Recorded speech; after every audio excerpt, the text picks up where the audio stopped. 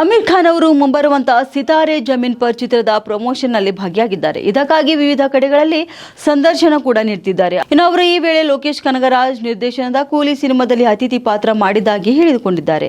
ಅಲ್ಲದೆ ಕತೆ ಕೇಳದೆ ಈ ಸಿನಿಮಾ ಮಾಡಲು ಒಪ್ಪಿಕೊಂಡಿದ್ದಾಗಿ ಅವರು ವಿವರಣೆ ನೀಡಿದ್ದಾರೆ.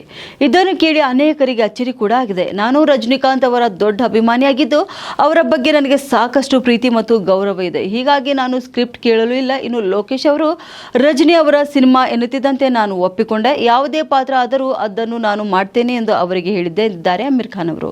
ಇನ್ನು ಕೂಲಿ ಸಿನಿಮಾ ಆಗಸ್ಟ್ 14ರಂದು ರಿಲೀಸ್ ಆಗ್ತಿದ್ದು ನಾಗಾರ್ಜುನ, ಅಕ್ಕಿನೇನಿ, ಉಪೇಂದ್ರ, ಸೌಬಿನ್ ಸಾಹಿರ್, ಶ್ರುತಿ ಹಾಸನ್, ಸತ್ಯರಾಜ್ ಈ ಸಿನಿಮಾದಲ್ಲಿ ನಟಿಸಿದ್ದಾರೆ. ಇನ್ನು ಪೂಜಾ ಹೆಗ್ಡೆ ಕೂಡ ವಿಶೇಷ ಪಾತ್ರದಲ್ಲಿ ಕಾಣಿಸಿಕೊಂಡಿದ್ದಾರೆ. 1995ರಲ್ಲಿ ಆತಂಕ್ ಸಿನಿಮಾದಲ್ಲಿ ರಜನಿ ಹಾಗೂ ಅಮೀರ್ ಒಟ್ಟಾಗಿ ನಟಿಸಿದ್ರು. ಇದನ್ನು ದಿಲೀಪ್ ಶಂಕರ್ ನಿರ್ದೇಶನ ಮಾಡಿದ್ರು. ಈಗ 30 ವರ್ಷಗಳ ಬಳಿಕ ಇವರು ಮತ್ತೆ ಒಂದಾಗಿದ್ದಾರೆ. ಇನ್ನು ಆಮಿರ್ ಖಾನ್ ಅವರು ಸಿತಾರೆ ಜಮೀನ್ ಪರ್ ಸಿನಿಮಾದಲ್ಲಿ ನಟಿಸಿದ್ದು ಇದು ತಾರೆ ಜಮೀನ್ ಪರ್ ಸಿನಿಮಾದ ಮುಂದುವರೆದ ಭಾಗವಾಗಿದೆ. ಈ ಸಿನಿಮಾ ಜೂನ್ 20ರಂದು ರಿಲೀಸ್ ಆಗಲಿದೆ.